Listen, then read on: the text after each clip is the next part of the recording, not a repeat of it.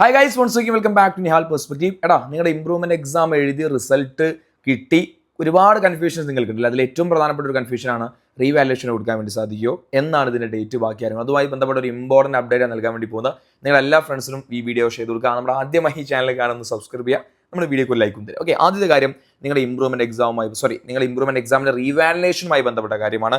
അപ്പോൾ ഒരു സർക്കുലർ ഇങ്ങനെ പറയുന്നത് 2025 മാർച്ച് നടന്ന ഒന്നാം വർഷ ഹയർ സെക്കൻഡറി ഇംപ്രൂവ്മെന്റ് ഫലം 5-ാം തീയതി വന്നു കഴിഞ്ഞു അല്ലേ.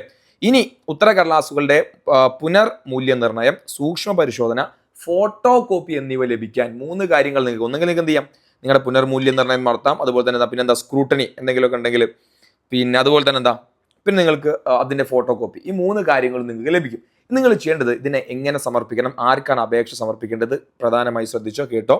അതായത് വിദ്യാർത്ഥികൾ 12/5/2000, അതായത് ഈ മാസം 12-ാം തീയതിക്കുള്ളിൽ ആർക്കാണ്, പ്രിൻസിപ്പലിനാണ് ഇതിൻ്റെയൊക്കെ അപേക്ഷ കൊടുക്കേണ്ടത്. അപ്പോൾ ഓൺലൈനായിട്ടല്ല, നിങ്ങളുടെ സ്കൂളിൽ പോകണം, നിങ്ങളുടെ സ്കൂളുമായി ടീച്ചേഴ്സുമായി ബന്ധപ്പെടണം, നിങ്ങളുടെ പ്രിൻസിപ്പലിൻ്റെ അടുത്ത് പോയിട്ട് അവിടെ സ്കൂളിൽ പോയി കഴിഞ്ഞാൽ ഇതിൻ്റെ അപേക്ഷ ഫോം കിട്ടും. ഓൾറെഡി PDF ഉണ്ട്. PDF ഞാൻ ഇപ്പോൾ നിങ്ങൾ തന്നൊരു കാര്യമൊന്നുമില്ല, സ്കൂളിൽ കിട്ടുന്ന അതിൻ്റെ ഒരു അനുമാനം. സ്കൂളിൽ പോവുക, ആ ഒരു അപേക്ഷ ഫോം വാങ്ങുക, അവിടെ നിങ്ങൾ കൃത്യമായി പൂരിപ്പിച്ചു കൊടുക്കുക. ഇനി ശ്രദ്ധിച്ചു അടുത്ത കാര്യം പിന്നെന്താണ്, government aided higher secondary school പ്രിൻസിപ്പൽമാർ പൂരിപ്പിച്ച അപേക്ഷകളോടൊപ്പം മൂല്യനിർണ്ണയ ഫീസ് കൈപ്പറ്റി PD അക്കൗണ്ടിൽ നിക്ഷേപിക്കേണ്ടതും സൂക്ഷ്മ പരിശോധന, ഫോട്ടോ കോപ്പി എന്നിവയ്ക്ക് ഫീസ് ട്രഷറിയിൽ അടയ്ക്കേണ്ടതുമാണ്. അതാരും ചെയ്യേണ്ടത് നിങ്ങളല്ല.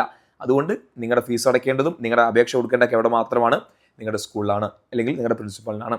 ഇനി ഏറ്റവും പ്രധാനപ്പെട്ട കാര്യം, എത്രയാണ് ഇതിൻ്റെ ഫീസ് സൂക്ഷിച്ച് നോട്ട് ചെയ്ത് വെച്ചോ, കറക്റ്റ് വെച്ചോ. പുനർമൂല്യനിർണ്ണയത്തിന് 500 രൂപയാണ് പെർ സബ്ജക്റ്റ്.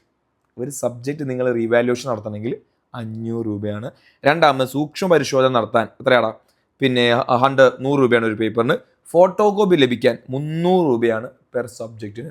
ഓക്കെ, അപ്പോൾ നിങ്ങൾക്ക് ഇതിൽ ഏതൊക്കെ ചെയ്യണമെങ്കിൽ നിങ്ങൾ എന്ത് ചെയ്യുക, നേരെ സ്കൂളിലേക്ക് പോവുക, സ്കൂളിലെ പ്രിൻസിപ്പളുമാരുമായിട്ട് എന്ത് ചെയ്യുക, ഈ കാര്യം ഡിസ്കസ് ചെയ്യുക, നേരെ നിങ്ങളുടെ സംശയങ്ങളൊക്കെ അവിടെ ക്ലിയർ ചെയ്യുക. ഓക്കെ, അപ്പോൾ ഈ റിവാലുവേഷൻ ഡേറ്റ് 12-ാം തീയതിയാണ്.